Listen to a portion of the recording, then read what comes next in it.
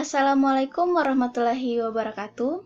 Perkenalkan, nama saya Meti Alfiawati, kelas 3D PGSD di Universitas Negeri Gorontalo. Tujuan pembuatan video ini ingin memenuhi tugas mata kuliah pengembangan kurikulum SD dengan dosen pengampu Ibu Nurfadilah SPD MPD. Di video ini saya akan menjelaskan mengenai konsep kurikulum, dimensi, peranan, dan fungsi kurikulum.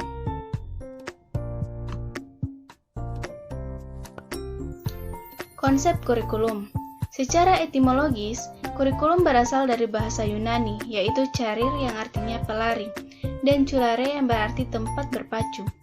Jadi, istilah kurikulum berasal dari dunia olahraga pada zaman Romawi kuno di Yunani, yang mengandung pengertian suatu jarak yang harus ditempuh oleh pelari dari garis start sampai garis finish. Dalam bahasa Arab, kata kurikulum biasa diungkapkan dengan manhaj yang berarti jalan yang dilalui oleh manusia pada berbagai bidang kehidupan.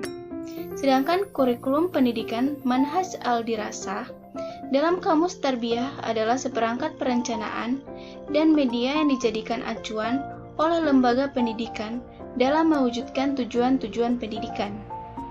Dalam konteks pendidikan nasional, secara formal kurikulum lebih diartikan sebagai suatu rencana atau dokumen tertulis.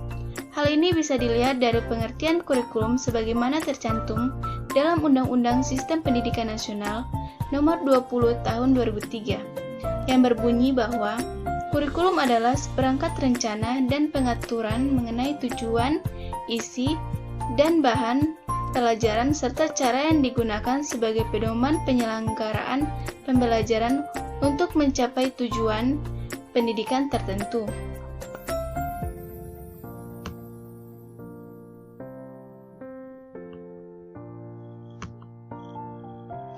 Dimensi kurikulum. Yang pertama, kurikulum sebagai suatu ide atau gagasan. Ide atau konsep kurikulum bersifat dinamis, dalam arti akan selalu berubah mengikuti perkembangan zaman, minat dan kebutuhan peserta didik, tuntutan masyarakat, ilmu pengetahuan, dan teknologi. Kurikulum sebagai suatu rencana tertulis. Dimensi kurikulum sebagai rencana biasanya dituangkan dalam suatu dokumen tertulis. Dimensi ini menjadi banyak perhatian orang, karena wujudnya dapat dilihat, mudah dibaca, dan dianalisis. Dimensi kurikulum ini pada dasarnya merupakan realitas dari dimensi kurikulum sebagai ide. Yang ketiga, kurikulum sebagai suatu kegiatan. Kurikulum dalam dimensi ini merupakan kurikulum yang sesungguhnya terjadi di lapangan atau real kurikulum. Peserta didik mungkin saja memikirkan kurikulum sebagai ide, tetapi apa yang dialaminya merupakan kurikulum sebagai kenyataan. Yang keempat, kurikulum dikaitkan dengan dimensi hasil. Hasil belajar adalah kurikulum, tetapi kurikulum bukan hasil dari belajar. Hasil belajar sebagai bagian dari kurikulum terdiri atas berbagai dimensi, seperti pengetahuan, keterampilan, sikap, dan nilai-nilai.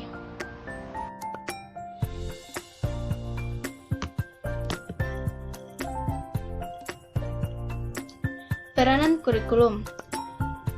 Peranan konservatif menekankan bahwa kurikulum itu dapat dijadikan sebagai sarana untuk mentransmisikan nilai-nilai warisan budaya masa lalu yang dianggap masih relevan dengan masa kini kepada generasi muda atau peserta didik. Peran kreatif menekankan bahwa kurikulum harus mampu mengembangkan sesuatu yang harus sesuai dengan perkembangan yang terjadi serta kebutuhan-kebutuhan masyarakat pada masa sekarang dan masa mendatang.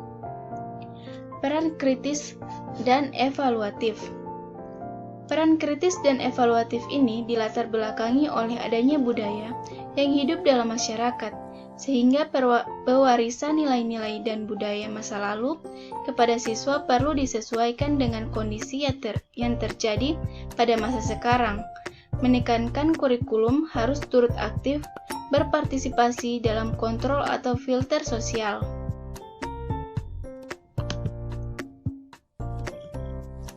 Fungsi kurikulum.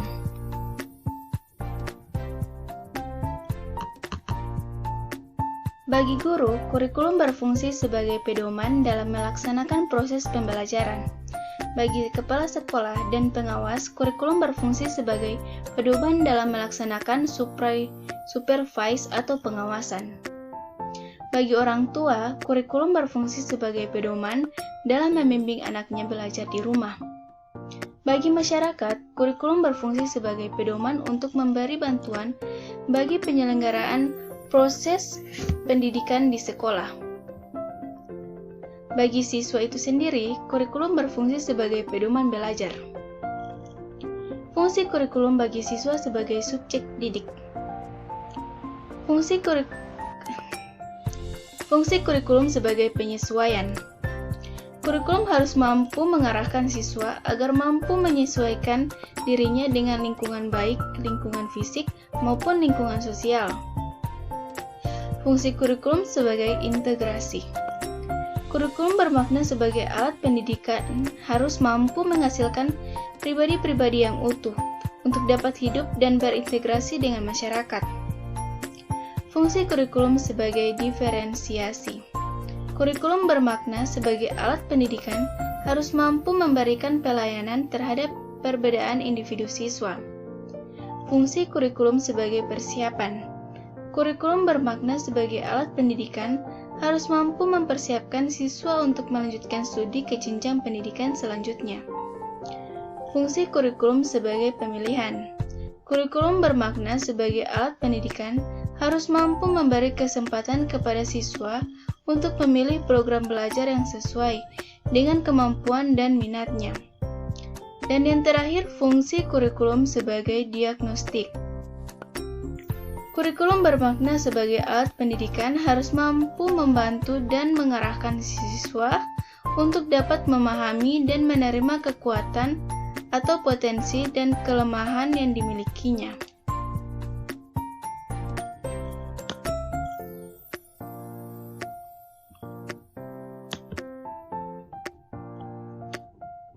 Terima kasih. Itulah penjelasan dari saya. Jika ada salah kata, mohon dimaafkan. Wassalamualaikum warahmatullahi wabarakatuh.